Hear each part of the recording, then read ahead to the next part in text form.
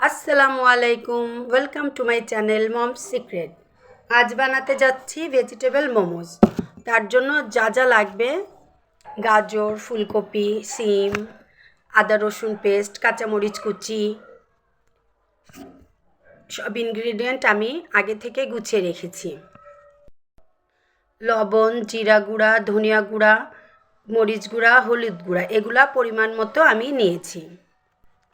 এরপরে চিলি সসের জন্য রসুন কুচি, তেল এবং চিলি ফ্লেক্স নিয়েছি। কড়াইতে তেল দিয়ে তার মধ্যে রসুন কুচি পরিমাণ মতো দিয়ে চিলি ফ্লেক্স 1 টেবিল চামচ দিয়ে ভালোভাবে ভেজে নেব।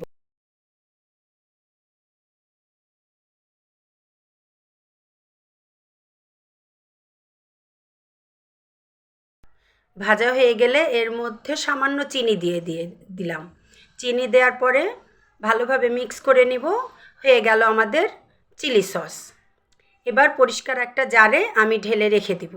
এটাকে 1 মাস পর্যন্ত স্টোর করে রাখা যাবে।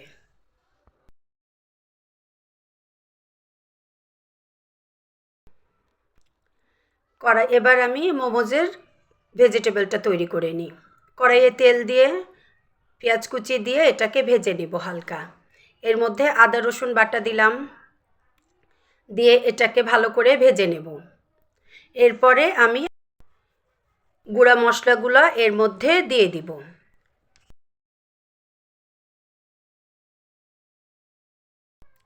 গুঁড়া মশলা: জিরা গুঁড়া, ধনিয়া গুঁড়া, হলুদ গুঁড়া, পরিমাণ মতো লবণ এবং মরিচ গুঁড়া দিয়ে মশলাটাকে কষিয়ে নেব। মশলাটাকে কষিয়ে নিলাম। এর মধ্যে এবার সবজিগুলো একে একে দিয়ে দিব।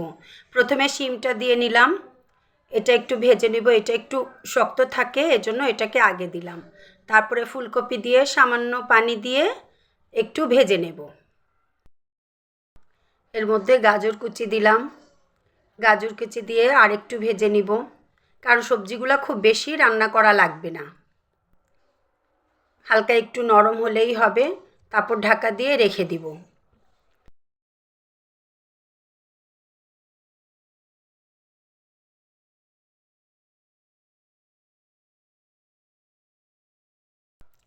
এই যে কিছুক্ষণ পরে এর মধ্যে দিয়ে দিলাম সামান্য পেঁয়াজকলি কুচি। এটা দিলে খেতে ভালো লাগে। এটা বেশিক্ষণ রাখা লাগবে না। এখন নেড়েচেড়ে সবজিটা আমাদের প্রায় হয়ে গিয়েছে। এরপরে এর উপরে দিয়ে দিলাম সামান্য টমেটো সস। এটা দিয়ে ভালোভাবে মিক্স করে নেব। এগুলো দিলে টমেটো সস, সয়া সস দিলে টেস্ট ভালো হয়। দিয়ে দিলাম সয়া সস। এগুলো সব আপনার ইচ্ছা মতো আপনি দিতে পারেন। এরপর দিয়ে দিলাম কাঁচামরিচ কুচি। কাঁচামরিচ কুচি দিয়ে মিক্স করে ধনেপাতা কুচি।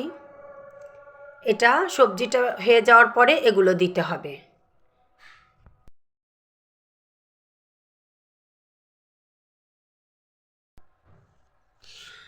নামানোর আগে উপর থেকে একটু চটপটি মশলা ছড়িয়ে দিলাম।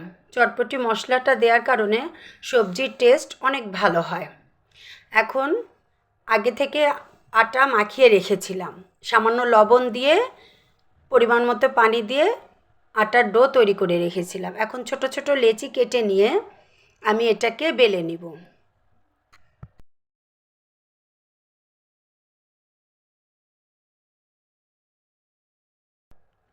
একটু বড় করে রুটি বেলে নিব। আটাটা নরম ছিল, আমি গুঁড়ি দিতে ভুলে গিয়েছিলাম, তাই বেলনে একটু লেগে গিয়েছে।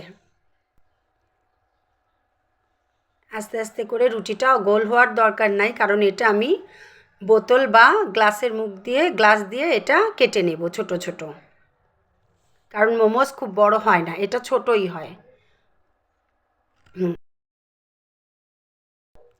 আমি এই যে সবগুলো একবারে কেটে নিয়েছি। এবার মোমো রেডি করব। একটা লুচিটা নিয়ে এর মধ্যে অল্প ভেজিটেবলটা দিয়ে নিব স্টাফিংটা দিয়ে নিয়ে এই যে এভাবে আস্তে আস্তে মুখটা সিল করে নিব যেন খুলে না যায়। এটা যেহেতু ভাপাবো সেজন্য মুখটা সিল করলেই হবে, খুব বেশি করা লাগবে না। এই যে এটা হচ্ছে সবচেয়ে সহজ পদ্ধতি এবং সবচেয়ে সহজ ডিজাইন, আমি এটাই ভালো বানাতে পারি। এই যে আস্তে আস্তে আমি সবগুলা বানিয়ে নিচ্ছি।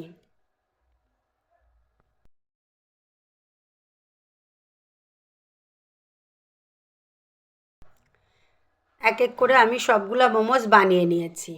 এই যে এটা বানিয়েছে আমার ভাতিজি, সে আমার কাছে শিখছে, সেজন্য প্রথম হিসাবে তার ভালোই হয়েছে। এবার আগে থেকে পানি আমি ফুটিয়ে রেখেছিলাম, তার উপর একটা নেটের ঝুড়ি দিয়ে মোমোজগুলো সিদ্ধ করে নিলাম। এই যে এটা একটু খুলে গিয়েছে, কোনো অসুবিধা নাই।